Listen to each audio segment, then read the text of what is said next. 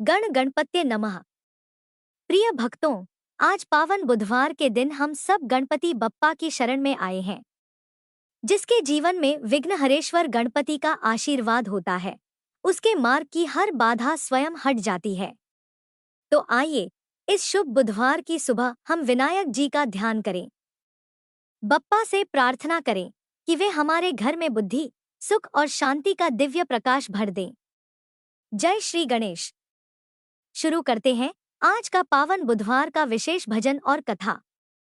बहुत समय पहले की बात है। एक गांव में एक भाई बहन रहते थे। भाई बहुत गरीब था पर उसकी बहन पैसे वाली थी।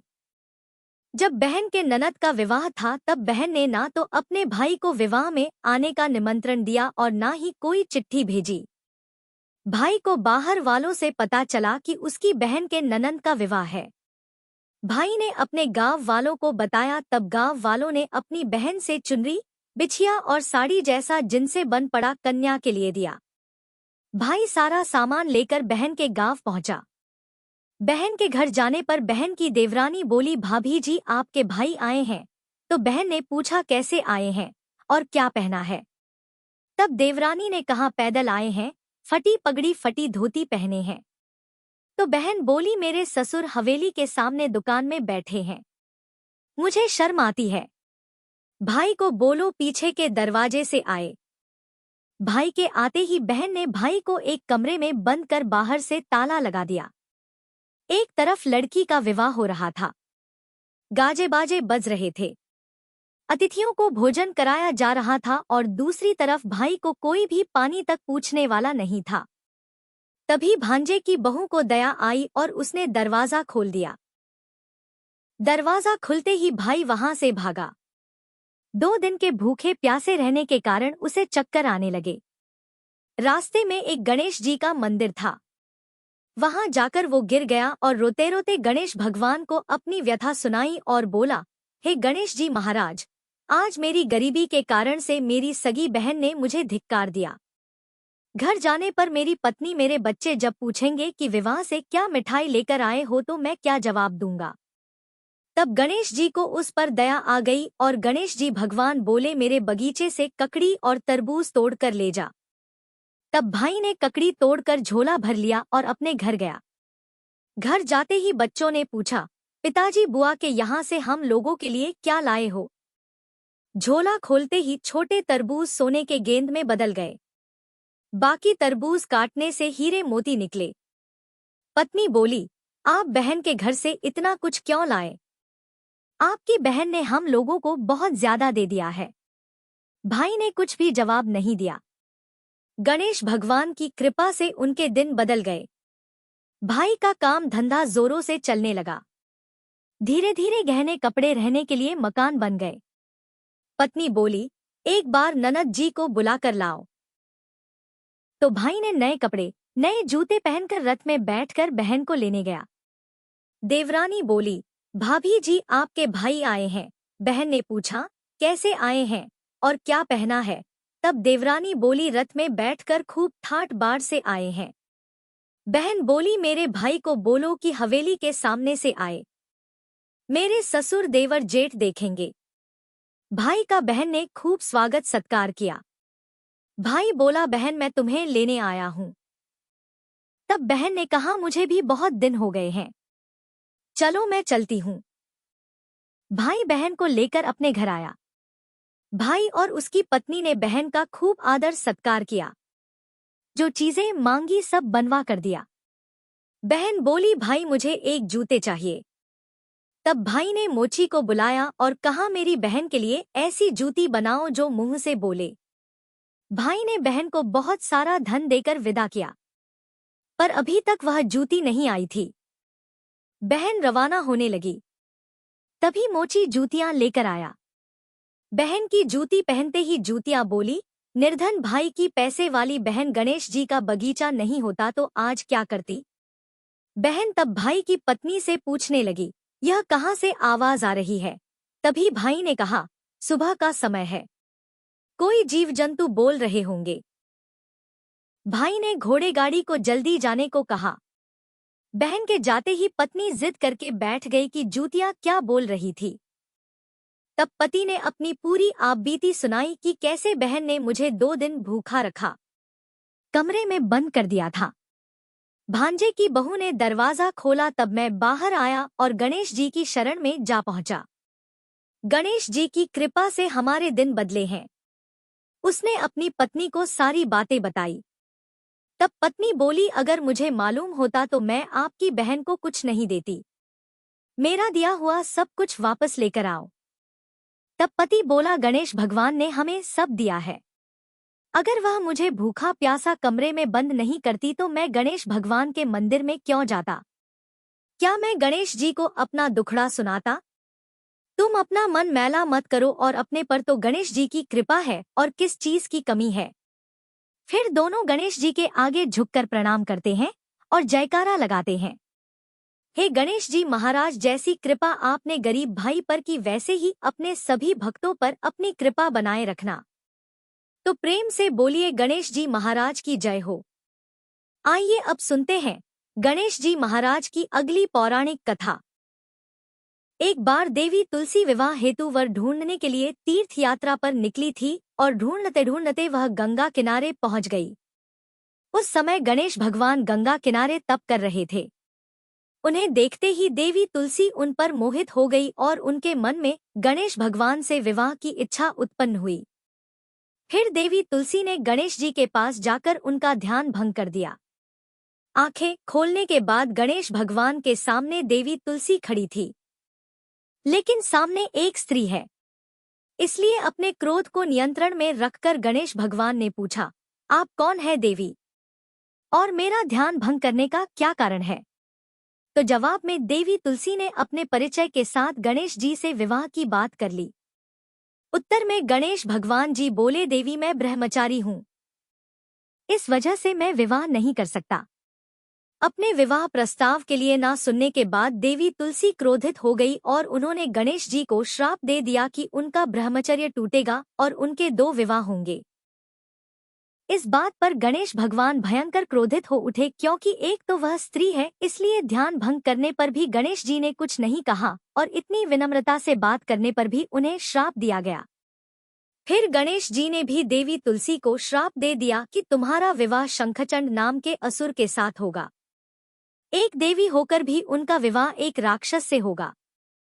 यह जानकर देवी तुलसी विचलित हो गई और विनायक जी से इस कठोर श्राप से मुक्ति दिलाने की क्षमा याचना करने लगी। फिर गणेश जी को तुलसी देवी पर दया आ गई। वे बोले कि मेरा श्राप तो बदल नहीं सकता, वह तो सच होकर ही रहेगा। लेकिन अगले जन्म में तुम एक पेड़ बनोगी और भगवान महाविष्णु जी को अत्यंत प्रिय होंगी। उनकी पूजा में भी तुम्हारा एक महत्वपूर्ण स्थान होगा और कलयुग के इंसानों को तुम मोक्ष का मार्ग दिखाओगी। लेकिन तुमने मेरा तप भंग किया है और मुझे ब्रह्मचारी होकर भी 2 विवाह का श्राप भी दिया है, इसलिए मेरी किसी भी प्रकार की पूजा में तुम निषिद्ध रहोगी। इस प्रकार देवी तुलसी गणेश भगवान की पूजा में निषिद्ध हो गई। प्रेम से बोलिए, गणेश भगवान की जय। आइए सुनते हैं गणेश जी के विवाह की कथा। भगवान गणेश का मुख हाथी का है और एक दांत भी टूटा हुआ है। इन्हीं 2 कारणों की वजह से उनका विवाह नहीं हो पा रहा था। इस बात से गणेश जी महाराज अक्सर नाराज रहा करते थे। एक दिन एक देवता के आग्रह पर विनायक जी उसके विवाह में अपनी उपस्थिति दर्शाने गए। विवाह स्थल पर पहुंचने के बाद कुछ देवताओं ने मिलकर गणेश भगवान का समय पर विवाह न होने के कारण उपहास किया, जिससे गणेश जी बहुत ही अधिक नाराज हो गए। उसी दिन उन्होंने ठान लिया कि जब तक मेरा विवाह नहीं होता तब तक मैं किसी भी देवता का विवाह नहीं होने दूंगा। गणेश भगवान के पास विवाह और अन्य संदेश लाने का काम उनके प्रिय वाहन मूषक राज करते थे। अब मूषक राज जब भी किसी देवता के विवाह का समाचार लाते तब गणेश जी उसे आदेश देते और मूषक राज अपनी सेना के साथ जाकर उस विवाह के मंडप को गिराकर तहस-नहस कर देते और बारातियों को भी भगा देते। इस तरह गणेश जी और मूषक राज की मिलीभगत की वजह से किसी भी देवता का विवाह नहीं हो पा रहा था। गणपति जी के व्यवहार से तंग आकर सभी देवी देवता भगवान शिव और माता पार्वती जी के पास पहुंच गए और इस विराट समस्या का समाधान मांगने लगे। भगवान शिव और माता पार्वती ने कहा कि इसका हल तो आपको केवल ब्रह्मदेव जी के पास ही मिल सकता है। कृपा करके आप ब्रह्मलोक को जाएं। तब माता पार्वती और महादेव जी को प्रणाम करके सभी देवी देवता ब्रह्मा जी के पास प्रकट हुए। देवताओं की समस्या को ठीक से सुनने के बाद ब्रह्मा जी ने अपनी योग शक्ति से 2 कन्याओं का निर्माण किया। कन्याओं का नाम था रिद्धि और सिद्धि। वह दोनों ब्रह्मा जी की मानस पुत्रियां थीं। उन्हें लेकर ब्रह्मा जी गणेश महाराज के पास गए और उनसे अपनी पुत्रियों को ज्ञान एवं शिक्षा प्रदान करने का निवेदन करने लगे। ब्रह्मा जी का मान रखने के लिए एकदंत भगवान ने रिद्धि और सिद्धि को शिक्षा देना आरंभ किया। फिर उस दिन के बाद से जब भी मूषक राज किसी विवाह की खबर लेकर आते हैं, उस वक्त रिद्धि और सिद्धि गणेश जी को अपनी बातों में उलझा कर रखती थी। इस तरह गणेश जी का ध्यान किसी और विषय पर रहता और दूसरी तरफ देवताओं का विवाह संपन्न हो जाता। एक दिन बुद्धि के देवता भगवान गणेश जी को यह बात समझ आ गई, लेकिन उनके क्रोध में आने से पहले ही ब्रह्मदेव अपनी दोनों पुत्रियों के साथ वहां पर प्रकट हो गए। रिद्धि और सिद्धि को सामने देखते ही गणेश जी का क्रोध बढ़ने लगा, किंतु विनायक जी के मुख से कोई भी शब्द निकलने के पहले ही भगवान ब्रह्मदेव ने कहा है, गणेश जी आपने स्वयं ही मेरी पुत्रियों को शिक्षा दी है और अब मुझे इन दोनों के विवाह योग्य कोई वर नहीं मिल रहा। मेरी आपसे विनती है कि आप ही रिद्धि और सिद्धि से विवाह करके मुझे धन्य कीजिए। परमपिता ब्रह्मदेव जी की शांत वाणी को सुनकर गणेश जी का क्रोध शांत हो गया और वे उस विवाह प्रस्ताव के लिए हंसी खुशी राजी हो गए। विवाह के बाद अपनी दोनों पत्नियों से उन्हें 2 पुत्र प्राप्त हुए, जिनका नाम रखा गया शुभ और लाभ। तो प्रेम से बोलिए भगवान गणेश जी की जय। आइए अब सुनते हैं गणेश जी की पूजा पाठ में सुनी जाने वाली पौराणिक कथा। एक गांव में एक सेठ और सेठानी रहते थे। वे बहुत ही धार्मिक प्रवृत्ति के थे और वे गणेश जी के अनन्य भक्त थे। वे दोनों बिना चुके हर बुधवार को गणेश जी का व्रत रखते थे और शाम को ब्राह्मणों को भोजन कराने के बाद अपना व्रत खोलते थे। सेठ जी का काफी बड़ा परिवार था। वे सब आपस में बड़े प्यार और भाईचारे से रहते थे। लेकिन सेठानी और सेठ की कोई संतान नहीं थी। इस विषय पर परिवार और गांव के लोग आपस में बहुत बातें किया करते थे। सभी लोग सेठानी को बांझ बुलाते थे। यह सभी बातें सुनकर सेठ और सेठानी बहुत दुखी होते थे। एक बुधवार के दिन सेठ और सेठानी भगवान गणेश जी की पूजा संपन्न करा के मंदिर से बाहर आ रहे थे। तभी उन्हें सीढ़ियों पर एक छोटा सा बच्चा अकेले बैठा हुआ दिखा। बालक को देखते ही दोनों उसके पास गए और पूछा कि तुम्हारे माता पिता कहाँ हैं? लेकिन बच्चे ने अभी तक ठीक से बोलना नहीं सीखा था, इसलिए वह बोल ही नहीं पाया। पर दोनों सेठ और सेठानी बच्चे के पास शाम तक बैठे रहे।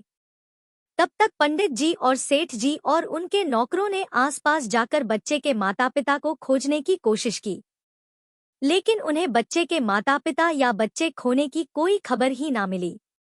फिर पंडित जी ने सेठ और सेठानी को वह बच्चा अपने घर ले जाने के लिए कह दिया। साथ में यह भी कहा कि अगर बच्चे के माता पिता यहाँ पर आते हैं तो मैं स्वयं उन्हें आपके पास ले आऊंगा। तब सेठ और सेठानी की खुशी का ठिकाना नहीं रहा। वे दोनों खुशी खुशी उस नन्हे बालक को अपने साथ घर ले गए। सेठानी ने बच्चे का नाम अपने आराध्य भगवान श्री गणेश जी के नाम पर गणेश रख दिया और बड़े ही प्यार और दुलार से उसका पालन और पोषण करने लगे। कुछ दिनों के बाद उसी गांव में एक ठग पति पत्नी आए। उनका इरादा गांव के सबसे अमीर आदमी को ठगने का था। वे दोनों ठग गणेश मंदिर की सीढ़ियों पर बैठकर सोच विचार कर रहे थे। तभी वहां पर पंडित जी आ गए और गांव में अनजान लोगों के दिखते ही उनसे पूछा कि क्या आपका बच्चा खो गया है? दोनों चोरी चकारी के लिए बहाना ढूंढ रहे थे, इसलिए उन दोनों ने तुरंत ही हाँ कह दिया। तब पंडित जी ने कहा कि चिंता की कोई बात नहीं है, आपका बच्चा एक सेठ जी के घर पर पल रहा है। पंडित जी उन दोनों ठग को सेठ जी के घर पर ले गए। गणेश के माता पिता आ गए हैं। यह खबर सुनकर सेठ और सेठानी बहुत दुखी हुए। सेठ जी ने उन दोनों पति और पत्नी को एक रात के लिए अपने अतिथि गृह में ठहराया। अब वह दोनों ठग सिर्फ मौके की फिराक में ही थे।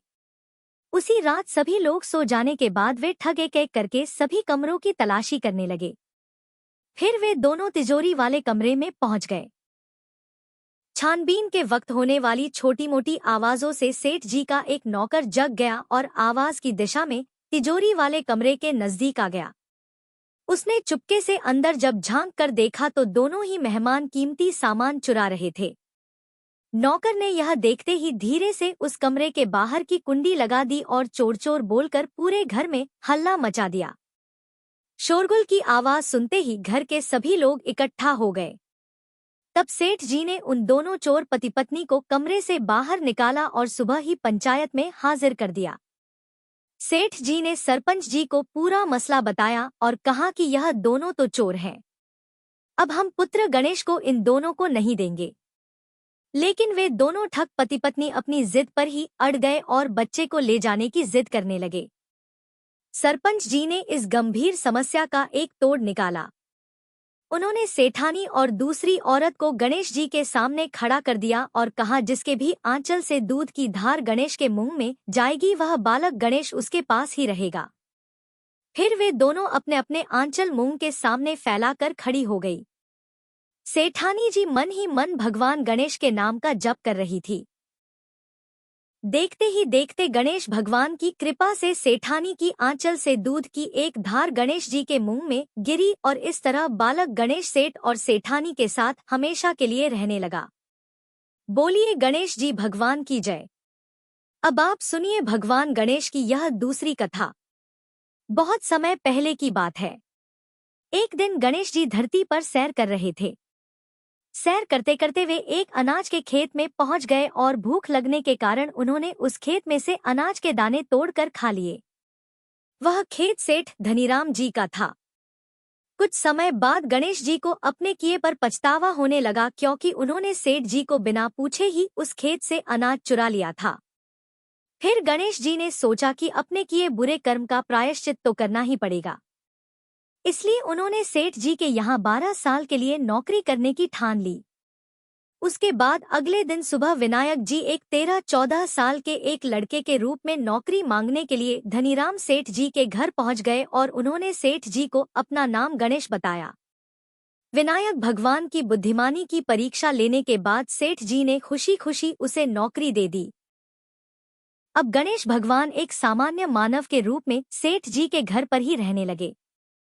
एक दिन सेठ जी की पत्नी शाम के समय घर का काम खत्म करने के बाद राख से हाथ धोने जा रही थी। यह देखकर गणेश जी ने सेठानी जी के हाथ पकड़कर जबरदस्ती मिट्टी से हाथ धुलवा दिए।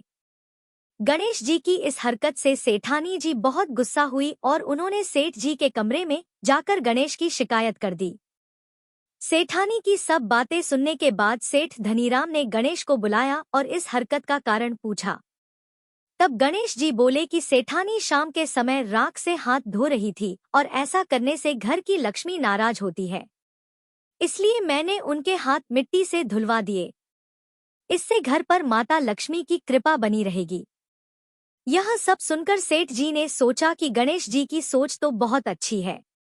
इसके कुछ दिनों के बाद कुंभ मेले का शुभ अवसर आया। तब सेठ जी ने गणेश को बुलाया और कहा कि सेठानी जी को कुंभ मेले में स्नान करा लाओ। तब सेठानी और गणेश स्नान के लिए मेले में पहुंचे। वहां पहुंचने के बाद सेठानी जी नदी के किनारे बैठकर नहाने लगी। उन्हें ऐसा करते देखकर गणेश दौड़कर आए और सेठानी जी के दोनों हाथ पकड़कर उन्हें नदी के अंदर लेकर गए। उनसे पानी में डुबकी लगवाई और फिर किनारे पर ले आए। अब गणेश की इस हरकत से तो सेठानी को बहुत गुस्सा आया। सेठानी जी घर आते आते पूरे रास्ते गणेश को ताने मारने लगी, लेकिन गणेश भगवान सब कुछ शांति से सुन रहे थे। घर आते ही सेठानी ने सेठ जी के पास फिर से खड़े होकर शिकायत की। तब सेठ जी ने फिर से गणेश को बुलाया और पूछा कि तुमने ऐसा क्यों किया। गणेश जी बोले, सेठ जी सेठानी जी नदी के किनारे बैठकर गंदे पानी से नहा रही थी तो मैंने उन्हें नदी में ले जाकर साफ पानी में डुबकी लगवाई। ऐसा करने से उन्हें अगले जन्म में बहुत बड़ा राजपाट और वैभव मिलेगा। सेठ जी ने सोचा कि गणेश के विचार तो बहुत अच्छे हैं, मेरे परिवार का भला सोचता है। कुछ दिनों के बाद सेठ जी के घर पर पूजा थी। पंडित जी आने के बाद में सेठ जी ने गणेश से कहा, जाओ और सेठानी को बुलाकर लाओ। सेठ जी के आज्ञा के अनुसार गणेश जी सेठानी को बुलाने गए। उस वक्त सेठानी काली चुन्नी ओढ़कर कमरे से बाहर आ रही थी। वह देखते ही गणेश जी वह काली चुन्नी उतार कर फाड़ दिए और कहा कि पूजा के लिए लाल रंग की चुन्नी ओढ़कर आओ। अब सेठानी जी गणेश जी पर बहुत नाराज हुई और उन पर चिल्लाने लगी। इस आवाज को सुनकर सेठ जी वहां पर भागते हुए आए और पूछा कि क्या हुआ। तब सेठानी ने बोला कि गणेश ने मेरी चुन्नी फाड़ दी। फिर सेठ जी ने भी गणेश को बहुत डांटा। जवाब में गणेश जी ने कहा कि सेठ जी पूजा में कभी भी काला वस्त्र नहीं पहनते, इससे शुभ काम सफल नहीं होते, इसलिए मैंने ऐसा किया। सेठ जी ने सोचा कि गणेश तो बहुत समझदार है। इसी तरह लीला रचाते हुए उसी घर में गणेश जी के 12 साल बीत गए। फिर एक दिन सेठ जी ने नया कारोबार शुरू करने से पहले घर में पूजा रखी थी। पूजा करते करते सेठ जी को याद आया कि पूजा की सामग्री में गणेश भगवान की मूर्ति तो है ही नहीं। तब उन्होंने अपने नौकर गणेश को पूजा घर से भगवान विनायक जी की मूर्ति लाने के लिए कहा। तब गणेश बोला कि मुझे ही मूर्ति समझकर आप पूजा में विराजमान कीजिए, आपके सारे शुभ काम सफल हो जाएंगे। इस बात को सुनकर सेठ जी को गुस्सा आया और वे बोले, गणेश तुम अब तक सेठानी से मजाक करते थे, अब मुझसे भी करने लगे हो। तब उत्तर में गणेश जी ने मुस्कुराते हुए सेठ जी से कहा कि मैं मजाक नहीं कर रहा, मैं सत्य कह रहा हूँ। इतना कहने के बाद नौकर गणेश ने अपना असली भगवान स्वरूप धारण कर लिया। साक्षात भगवान श्री गणेश को सामने देखते ही सेठ और सेठानी उनके चरणों में लीन हो गए और उन्होंने अपनी पूजा संपन्न की। इसके बाद गणेश जी देखते ही देखते अंतर्ध्य हो गए। बाद में सेठ और सेठानी को बहुत पछतावा होने लगा कि स्वयं भगवान हमारे घर नौकरी कर रहे थे और हमने उनके साथ कितना बुरा व्यवहार किया, उनसे बहुत सारा काम कराया। यह सोच कर दोनों दुखी रहने लगे। फिर उसी रात सेठ और सेठानी के सपने में भगवान गणेश प्रकट हुए और उन्हें समझाया कि मैंने 12 साल पहले तुम्हारे खेत से अनाज के दाने बिना पूछे तोड़ लिए थे और उसी कर्म का दोष दूर करने के लिए मैं 12 साल से तुम्हारे घर नौकरी किया। धनीराम सेठ जी के जीवन की काया पलट हो गई। गणेश जी जैसी माया आपने धनीराम सेठ जी पर की, वैसी ही माया इस कहानी को पढ़ने वाले, सुनने वाले और हर एक व्यक्ति पर करना। कथा अधूरी हो तो इसे पूरी करना और हमसे कोई गलती हुई हो तो उसे क्षमा करना। प्रेम से बोलिए भगवान गणपति जी की जय।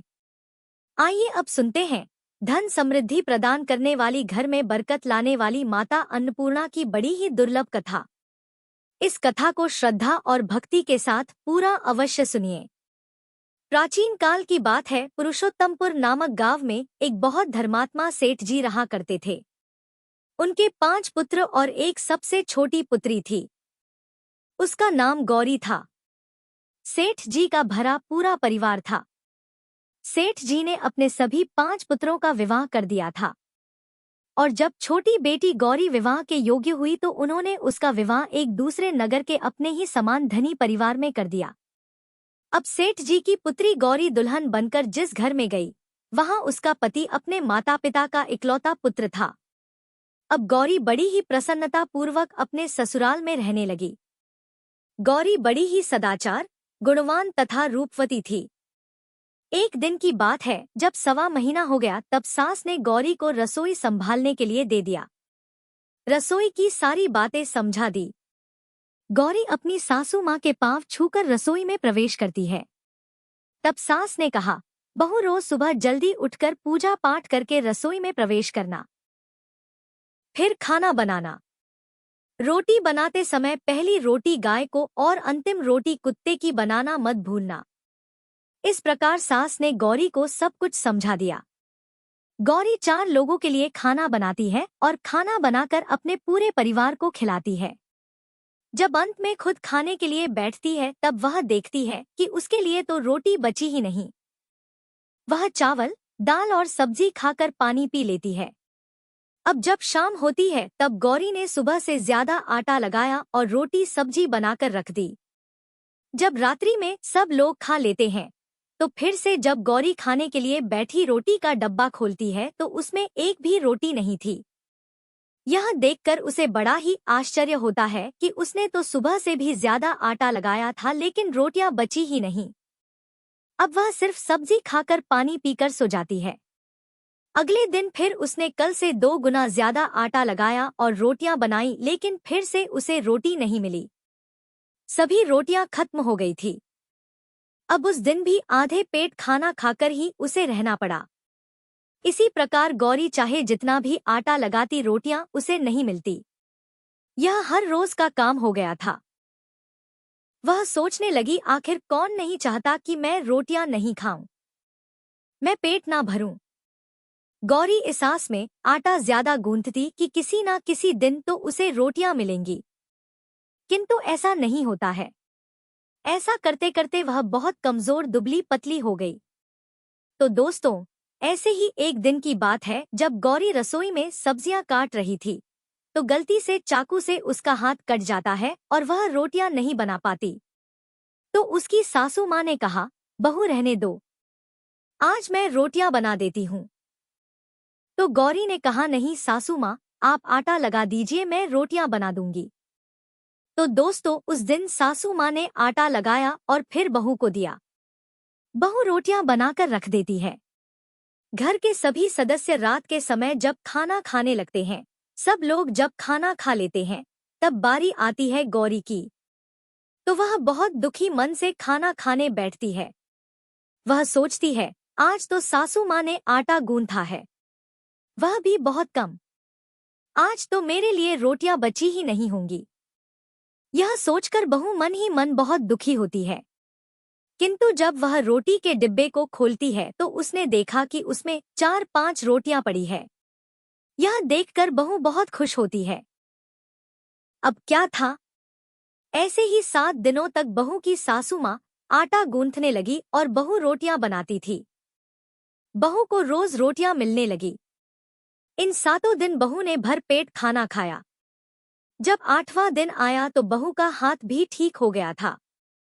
तब सासू माँ ने कहा कि गौरी बेटा, क्या मैं आज आटा गूंथ दूं या फिर तुम आटा गूंथ लोगी? तब गौरी ने कहा, नहीं माँ, मेरा हाथ अब ठीक हो गया है, मैं आटा गूंथ दूंगी। उस दिन गौरी ने आटा गंथा और रोटियां बनाई। सबको प्रेम पूर्वक खाना खिलाया। जब उसके खाने की बारी आई तब उसने देखा कि रोटी के डिब्बे में तो रोटी है ही नहीं। पूरी रोटी खत्म हो गई। यह देखकर वह गौरी बहुत ही आश्चर्य में पड़ जाती है। वह सोचती है, जब तक सासू माँ ने आटा लगाया तब तक तो मुझे रोटियां मिलती थी, लेकिन जब से मैं आटा गूंथने लगी तो मुझे रोटियां ही नहीं मिलती, जबकि सासू माँ मुझसे बहुत ही कम आटा गूंथती। इसके बाद भी पूरा परिवार उसमें खा लिया करता था। ऐसी क्या बात है? यह सारी बातें सोचकर गौरी बहुत ही परेशान हो जाती है और दिन भर दुखी रहती थी।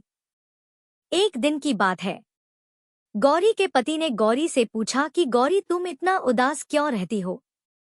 इतना सारा धन संपत्ति सब तुम्हारा ही तो है, तुम्हें रोकने टोकने वाला कोई नहीं है, तुम अपने मन से अपनी पसंद का भोजन बनाकर खाती हो, तुम दिन प्रतिदिन इतनी कमजोर कैसे होती जा रही हो?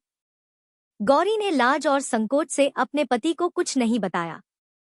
तब उसके पति ने सोचा कि शायद उसकी पत्नी को उसके माता पिता की याद आ रही है।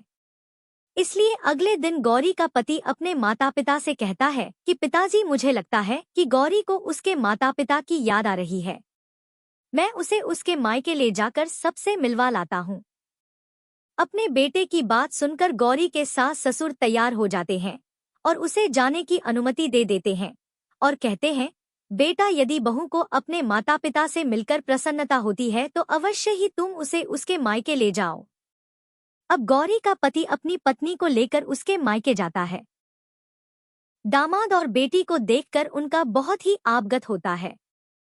तरह तरह के व्यंजन बनाए जाते हैं, उन्हें खिलाए जाते हैं, बहुत सेवा सत्कार होता है। उसी दिन रात्रि में समय मिलने पर गौरी की माँ ने अपनी बेटी को कोने में ले जाकर पूछा, बेटी तुम इतनी दुबली पतली कैसे हो गई? तुम तो बहुत ही कमजोर दिख रही हो। क्या बात है? तुम्हें कौन सी बात खाए जाती है? क्या तुम्हारे ससुराल वाले तुम्हारी चिंता नहीं करते? तुम्हें दुख देते हैं? या ऐसी कौन सी बात है जिससे तुम्हारी यह दशा हो गई है? अपनी माँ की बात सुनकर गौरी अपनी सारी परेशानी, सारी चिंताएं, सब कुछ बताती है। अपनी बेटी की बात सुनकर गौरी की माँ ने कहा, बेटी हमें लगता है माता अन्नपूर्णा तुमसे नाराज हो गई है। इस विषय में तो मैं कुछ नहीं कर सकती क्योंकि तुम्हारे ससुराल में हमारा बोलने का कोई अधिकार नहीं है। इसलिए मैं तो कहूंगी कि तुम यहाँ से जाने के बाद इस विषय में अपनी सास और ससुर से बात करना। वही कुछ हल बताएंगे और तुम्हारी समस्या का समाधान होगा। बेटी माँ अन्नपूर्णा जिससे नाराज होती है उसके साथ ऐसा ही होता है। अब अपनी माँ की बातें सुनकर गौरी निश्चय करती है कि वह सारी बातें अपनी सासू माँ से कहेगी। अब जब सुबह का समय होता है तो गौरी अपने माता पिता से विदाई लेकर अपने ससुराल आ जाती है और ससुराल आने के बाद वह अपने सासुर और पति से सारी बातें कह सुनाती है। वह कहती है, माँ जी, जब से मैंने रसोई संभाला है, मैं खाना बनाती हूँ, तब से मुझे एक भी दिन रोटियां नहीं बचती। मैं बिना खाए ही सो जाती हूँ।